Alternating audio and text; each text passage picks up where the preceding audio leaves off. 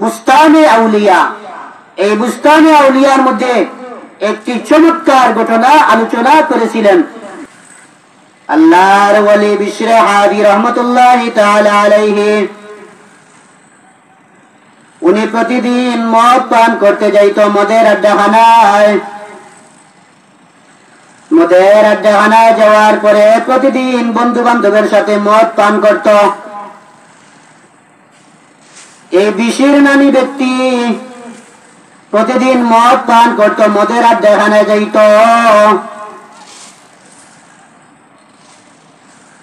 রাত্রে 12টা-1টার পরে বাসায় যখন ফিরত, মাতাল হইয়া বউয়ের সাথে ঝগড়া করত। কি বলতো কি সেও জানে না। এই আল্লাহর বান্দা বিশ্ব হাফি একদিন যে গেছে মদ পান করার জন্য মদের আড্ডাখানায়। মদের আড্ডাখানায় যাওয়ার পরে রাস্তার মধ্যখানে একটা কাগজের মধ্যে লেখা পাইল, বিসমিল্লাহির রহমানির রহিম। শুধুমাত্র কাগজের মধ্যে এক টুকরা বিসমিল্লাহ লেখা। এই বিশ্রাপি যখন পাইল, পাওয়ার পরে এই আল্লাহর নামের প্রতি তার মহব্বত বেড়ে গেল। বিশ্রাপি বিসমিল্লাহ লেখা ওই কাগজ টুকা, ওই কাগজের টুকরোটুকু তার পকেটের মধ্যে রাখলো। আর চিন্তা করলো, আল্লাহ জীবনে কত অন্যায় করেছি, কত মদ পান করেছি, আল্লাহ অনেক গুনাহ করেছি। আজকে আমি একটা অনেক আমল করব আল্লাহ। আজকে আমি মদের আড্ডাখানায় যাব না, মদের আড্ডাখানায় আমি যাব না, মদের আড্ডাখানায় যাব না, আমি আজকে মদ পান করতে যাব না। এই বিসমিল্লাহ লেখা শব্দটা আমি যখন এই আল্লাহর নামটুকু নিয়া সম্মানের সহিত রাখবো, হয়তো আল্লাহ আমাকে মাফ করে দিতে পারে। ওই বিশ্রাবি আজকে রাত্রে আর মদের আড্ডাখানায় না দিয়া ওই আল্লাহর বান্দা বিসমিল্লাহ লেখা কাগজের টুকরা ওইটা নিয়ে বাসায় ফিরল। সুবহানাল্লাহ। বিবি হঠাৎ চমকে গেল। প্রতিদিন তুমি রাত 2টার সময় 1টার সময় মদের আড্ডাখানা থেকে আসো, আজকে দেখা যায় যাওয়া মাত্রই তাড়াতাড়ি মদের আড্ডাখানা থেকে ফিরে আসলা, সমস্যা কি? কি হলো? বিশ্রাবি বলে, রাস্তার মধ্যখানে এক টুকরো কাগজে লেখা বিসমিল্লাহ। এই বিসমিল্লাহ শব্দ লেখা, ওই বিসমিল্লাহ শব্দটা আমি কেমনে রাস্তার মধ্যে ফেলে দেই? মানুষের ওইটার উপরে পা দিয়ে আঘাত করবে, বিসমিল্লাহ শব্দের ইজ্জত কমবে, আল্লাহর নামের বেয়াদবি হবে। তাই আমি মদের আড্ডাখানায় না গিয়া, মদের বাসভবনে না গিয়া আজকে ওই বিসমিল্লাহ লেখা শব্দটা নিয়া আমি বাসায় ফিরলাম। সুবহানাল্লাহ। এই বিসমিল্লাহ লেখা শব্দটা নিয়া আমি আজকে বাসায় ফিরলাম। ওই বিসমিল্লাহ শব্দটা কোথায় রাখবো? পেরেশান হয়ে গেছে আল্লাহর বান্দা। সুবহানাল্লাহ। আল্লাহর বান্দা পেরেশান হয়ে গেছে। ওই বিসমিল্লাহ টুকরো কাগজের মধ্যে লেখা ওই কাগজটুকু কোথায় রাখবে? মাথার উপরে রাখলেও তো বেয়াদবি হবে, এরপরে টেবিলের উপরে রাখলেও তো বেয়াদবি হবে, পালঙ্কের উপরে রাখলেও তো বেয়াদবি হবে। তাহলে এই বিসমিল্লাহ শব্দটা সাধারণভাবে নেওয়া যায় না। ওই বিশ্রাবি তার বিবিকে বলল, তুমি অর্ধেক রাত্রি জাগ্রত থাকবে আর বিসমিল্লাহ লেখা কাগজের টুকরা হাতে নিয়া অর্ধেক রাত্রি জাগ্রত থাকবে, আর বাকি অর্ধেক রাত্রি আমি ঘুমাইব, আর বাকি অর্ধেক রাত্রি তুমি ঘুমাইবে, আর আমি বিসমিল্লাহ লেখা কাগজের টুকরো টুকরো হাতে নিয়া বাকি অর্ধেক রাত্রি কাটাইব। সুবহানাল্লাহ। তবে আল্লাহর নাম লেখা বিসমিল্লাহ এই শব্দটা আমি মাটিতে নিক্ষেপ করব না, মাটিতে ফেলে দিব না। ওই বিসমিল্লাহ নামটা, আল্লাহর নাম বিসমিল্লাহির রহমানির রহিম, ওই কাগজের টুকরো টুকরো আমি মাটিতে রাখবো না, আমি হাতের মধ্যে রাখবো। অর্ধেক রাত্রি আমি হাতে নিয়া কাটাইব, বাকি অর্ধেক তুমি হাতে নিয়া কাটাইবে, দুজন ঘুমাইব না। সুবহানাল্লাহ। এইভাবে স্বামী এবং স্ত্রী এই বিসমিল্লাহ লিখিত কাগজে টুকরা টুকু নিয়ে রাত্রি কাটাইলেন, দুজন ঘুমাইলেন না। বউ অর্ধেক রাত্রি বিসমিল্লাহ লিখিত কাগজ টুকরো নিয়া দাঁড়িয়ে রইলেন। তারপরে স্বামী অর্ধেক রাত্রি বিসমিল্লাহ লিখিত কাগজের টুকরা ওই টুকরা নিয়া বাকি রাত্র কাটাইলেন, দুজন ঘুমাইলেন না। সুবহানাল্লাহ। ফজরের আজান যখন হয়ে গেছে, তাহাজ্জুদের সময় যখন হয়ে গেছে, ওই সময় ওই জমানার সবচেয়ে বড় ওলি, তার নাম হাসান বসরি। সুবহানাল্লাহ। ওই জমানার সবচেয়ে বড় ওলির নাম হইল হাসান বসরি। হাসান বসরি হইল এমন একজন আল্লাহর ওলি, যেই আল্লাহর ওলি যায় নামাজ বিছাইয়া, নদীর উপরে যায় নামাজ বিছাইয়া নামাজ পড়তে পারত। সুবহানাল্লাহ। কত বড় আল্লাহর ওলি! যে হাসান বসরি নদীর উপরে যায় নামাজ বিছাইয়া নামাজ পড়তে পারত। আর ওই জমানায় আরেকজন বড় আল্লাহর ওলি ছিল, ওই মহিলা, যে মহিলার নাম হইল রাবিয়া বসরিয়া। রাবিয়া বসরি, এই রাবিয়া বসরি বাতাসে যায় নামাজ বিছাইয়া নামাজ পড়তে পারত। সুবহানাল্লাহ। কত বড় পীর! হাসান বসরি পানিতে যায় নামাজ বিছাইয়া নামাজ পড়তে পারত, আর রাবিয়া বসরি বাতাসে যায় নামাজ বিছাইয়া নামাজ পড়তে পারত।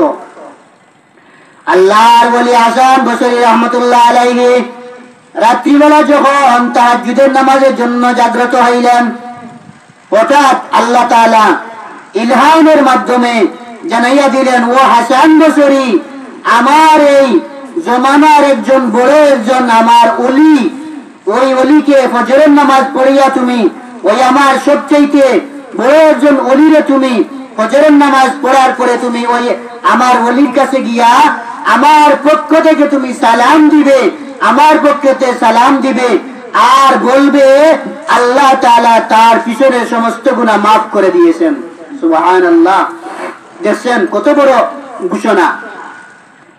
ও হাসান বসরি, ওই বিশ্রাবি ফজরের নামাজ পড়িয়া তার বাড়িতে যাবে, তুমি বাড়িতে গিয়া বিশ্রাবিকে আমার পক্ষ থেকে তুমি সালাম দিবে, আর বলবে, ও বিশ্রাবি, আল্লাহ তোমার পিছনে সমস্ত গুনাহ মাফ করে দিয়েছেন।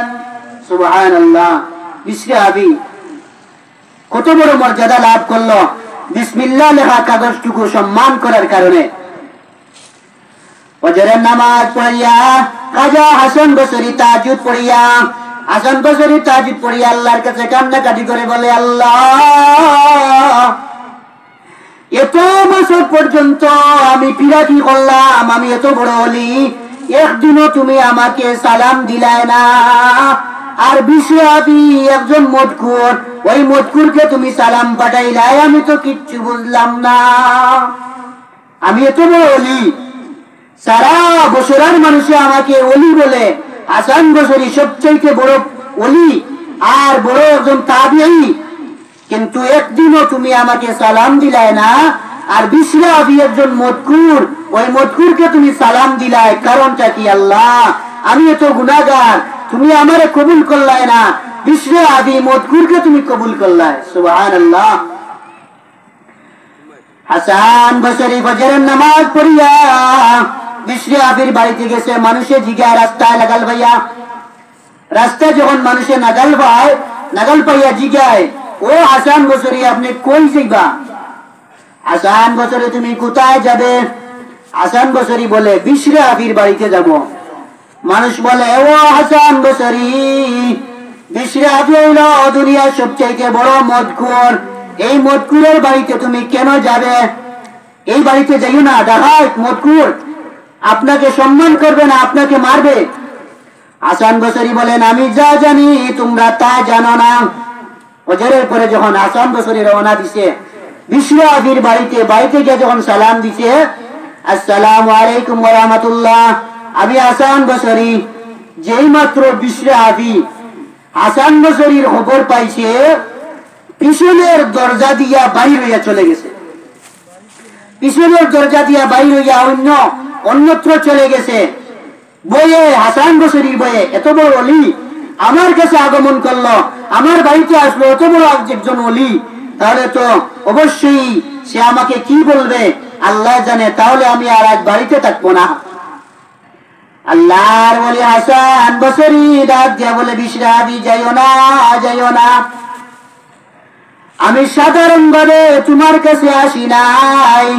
তাহাজ্জুদের সময় আল্লাহ আমাকে জানাইয়া দিছে ইলহামের মাধ্যমে, ও হাসান বসরি, এই দুনিয়ার সবচাইতে বড় মজকুর এই বিশরাবিকে আমার পক্ষ থেকে সালাম দিবা আর বলবা আমি আল্লাহ তার জীবনের গুনাহ মাফ করে দিয়েছি। সুবহানাল্লাহ। এই কথা শোনার পরে যখন বিশরাবি মোটামুটি একটা শান্তি পাইছে, বলছে আল্লাহ আলহামদুলিল্লাহ, তাহলে তো আমার মাফির ব্যবস্থা আছে, যাই।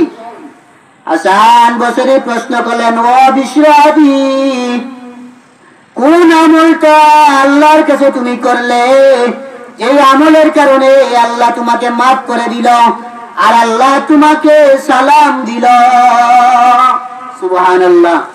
আল্লাহ তোমাকে সালাম দিল, আল্লাহ তোমাকে কোন কারণে আল্লাহ তোমাকে এত সম্মান দিল, আমাকে তুমি এই ঘটনাটা তুমি বর্ণনা করো। বিশরাবি বলে, ও ভাই হাসান বসরি, রাত্রিবেলা গেছি মদের আড্ডাখানায়, রাস্তার মধ্যে অনেক টুকরো কাগজের মধ্যে দেখলাম লেখা বিসমিল্লাহির রহমানির রহিম। আমার মনে মনে আসলো, আল্লাহ, আমি মদকুর হতে পারি, আমি ডাকাত হতে পারি, কিন্তু আল্লাহর নাম লেখা একটা কাগজের টুকরা, এইটা অসম্মান হতে আমি পারি না, অসম্মান করতে দিতে পারি না। আমি এই বিসমিল্লাহ লিখিত কাগজের টুকরাটুকু আমি বাড়িতে নিয়ে আসলাম, অর্ধেক রাত্রি হাতে নিয়ে আমার বউ জাগ্রত থাকছে, বাকি অর্ধেক রাত্রি আমি হাতে নিয়ে আমি জাগ্রত থাকছি, স্বামী এবং স্ত্রী দুজন ঘুমাই নাই, এই বিসমিল্লাহর কাগজের টুকরোটুকু সম্মান দেখানোর জন্য। হয়তো আল্লাহ রাব্বুল আলামিন এই সম্মানের কারণে আল্লাহ আমাকে মাফ করে দিয়েছেন। সুবহানাল্লাহ। দেখছেন কত বড় একটা দয়ালু রব্বুল আলামিনের নাম বিসমিল্লাহির রহমানির রহিম। বিসমিল্লাহ কত সুন্দর আল্লাহর একটা নাম, যেই বিসমিল্লাহ বরকতি একটা নাম, বিসমিল্লাহির রহমানির রহিম। কুরআনে কারীমের মধ্যে আছে, ইন্নাহু মিন সুলাইমানা ওয়া ইন্নাহু বিসমিল্লাহির রহমানির রহিম। সুলাইমান আলাইহিস সালামের নাম আগে, এরপরে বিসমিল্লাহ লেখা। এখানে একটি ঘটনা আছে, বিলকিস রানীর কাছে যখন সুলাইমান আলাইহিস সালাম চিঠি পাঠাইলেন, তখন সুলাইমান নবীর নাম দিয়া আর আল্লাহর নাম দিয়া তখন তিনি চিঠি পাঠাইলেন। যেহেতু চিঠি যিনি পাঠাইছেন প্রেরক, তার নাম যদি না থাকে তাহলে উনি চিনবে না, এই কারণে সুলাইমান আলাইহিস সালাম চিঠিতে নাম লিখছেন, ইন্নাহু মিন সুলাইমানা ওয়া ইন্নাহু বিসমিল্লাহির রহমানির রহিম। সুলাইমান নবীর নাম লেখা ওই চিঠির মধ্যে, আর আল্লাহ তাআলা নাম দিয়া সুলাইমান আলাইহিস সালাম বিলকিস রানীর কাছে চিঠি পাঠাইছেন। সুবহানাল্লাহ।